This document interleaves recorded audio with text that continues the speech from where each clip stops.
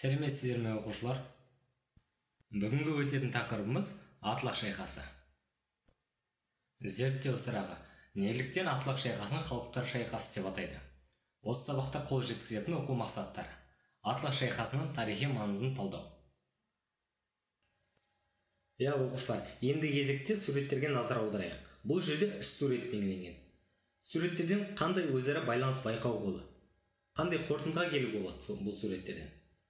Бірінші суретте арабтар бейнеленген, екінші суретте Қытай адамы бейнеленген. Ал үшінші суретте соғысып жатқан жауынгерлер. Қандай қорытындыға келеміз бұл суреттермен? Оқушылар, бұл суреттерді өзін толықтырып өтейін. Қазақ жерінде құрылған түрік мемлекеттерінің бірі Түргеш қағанаты. 8 ғасырдың ортасында Түргеш мемлекеті ыдырау кезеңін бастан кешіреді. Осыны пайдаланған қарлықтар қарлық қағанатын құрады. Бірақ түргештер мен Жетісудағы өзге де тайпаларға қытайлар мен арабтар ерекше қауіп төндіреді. Оқушылар, ары қарай жалғастырсақ, Атлах шайқасының барысы. 751 жылы шығыстан Жетісуға Тан империясы баса көктеп кіріп, Түргеш астанасы Суябты басып алады. Дәл осы кезеңде оңтүстіктен арабтар да түргештерге қарсы соғым бастайды.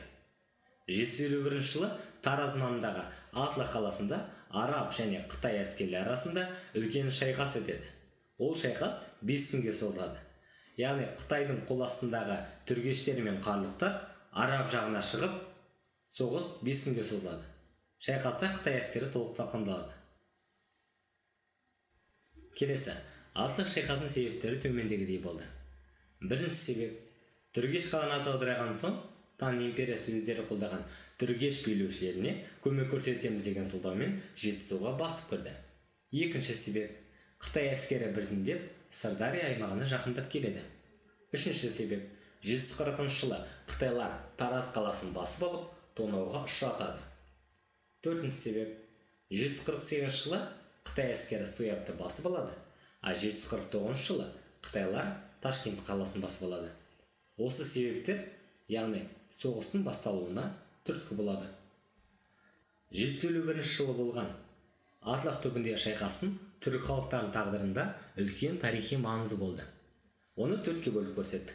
Саяси маңызы: Қытайлар Жетісудан қуылды. Орта Азия мен Қазақстан өз тәуелсіздігін сақтап қалды. Қытай жаулап алушыларынан құтылып, біздің жеріміз күні бүгінге дейін өз еркіндігін сақтай алды. Мәдени маңызы: Атлах түбіндегі шайқастан кейін түркілер арасында ислам мәдениеті кеңінен енді. Түріктер ислам мәдениеті арқылы кең көкжиекке шыға алды. Оның маңызды нәтижелерінің бірі бәріміз білетін Әл-Фараби, Аристотельден кейінгі екінші ұстаз деп әлемдік деңгейдегі ойшылдың пайда болуы, және де жеке тұлғалардың пайда болуы. Ибн Сина, яғни ғалым дәрігер, бәріміз білеміз. Махмуд Қашқари, түркі тектес ұлы ойшылдар. Жүсіп Баласығни, аудармашы және мұсылмандардың қасиетті кітабын құрастырушы. Әл-Бұхари, Құранның хадистерін жазып жүйелендірген. Ахмед Яссауи, яғни сопылық ислам дінін насихаттаушы. Қоғамдық маңызы: исламды мемлекеттік дін ретінде мойындаған түрік халықтары біртұтас рухани, мәдени бірлікке қол жеткізу арқылы ұлт ретінде ұйысып, тұрақты гүлденген мемлекетке ие болды. Келесі кезекте Атлах шайқасы туралы тың деректермен таныс болайық. Духуанның батысқа саяхат естеліктерінен. Онда былай делінген: соғыс 5 тәулікке созылды. Тан империясында қарлықтар арабтар жағына шығып, нәтижесінде арабтар мен қарлықтардың әскері Гао Сянжидің қолын түгелге жуық қырды. Екінші дерек: Ибн Әл-Асирдің дерегі бойынша, бұл араб тарихшысы, бұл соғыста 50 мың қытайлық өлтіріліп, 20 мыңы тұтқынға алынды дейді, ал қалғандары бас сауғалап кері қашты дейді. Яғни сол бас сауғалап қашқандардың арасында қолбасшы Гао Сянжидің өзі де болған. Үшінші, қазақ тарихшысы Тұрсынхан Зәкенов шайқас барысында былай дейді: қалай дегенмен де Атлах шайқасы Тан империясының Орта Азияға бағыттаған шапқыншылық саясатына нүкте қойды. Осы оқиғадан соң империяның шығыс Түркістандағы әскери бекіністері түгелмен жойылды. Араб басқыншылығының тегеурі нәтижесінде түбірттер де Орта Азия мен Шығыс Түркістаннан бас тартуға мәжбүр болды. Бірақ жетісу жерінде арабтар да көп тұрақтай алмай, түрік халықтары қайтадан бас көтеріп бастайды.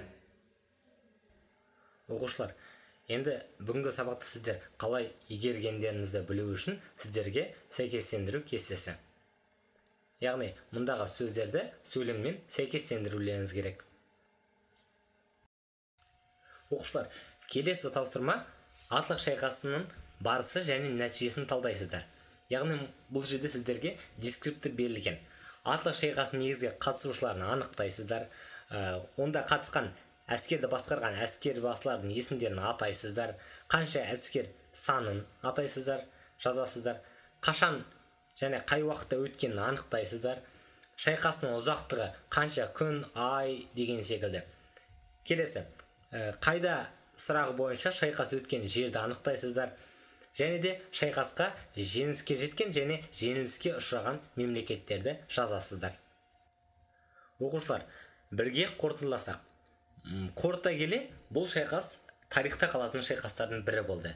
Өйткені осы шайқастан соң талай жылға дейін Қытай басы болмақ ойынан түрлі бас тартты. Арабтар бұл жерде ұзақ тұрақтай алмады. Шамалы уақыттан соң олар жетісу жерінен кетіп, түрік тайпалары қайтадан осы жердің иесіне айналды. Оқушылар, бүгінгі сабақ сіздерге түсінікті болды деп ойлаймын. Енді бестік әдісі арқылы кері байланыс жүргізсек. Дәптерлеріңіз бетіне өз қолдарыңыздың саусақтарын айналдырасыздар.